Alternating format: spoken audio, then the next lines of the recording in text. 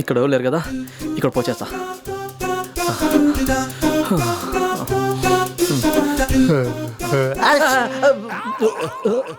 అయ్యయ్యో, అంత మీద పడిపోయిందే. నీళ్ళతో కడిగితే పోతుందిలే. అనా నీళ్ళు.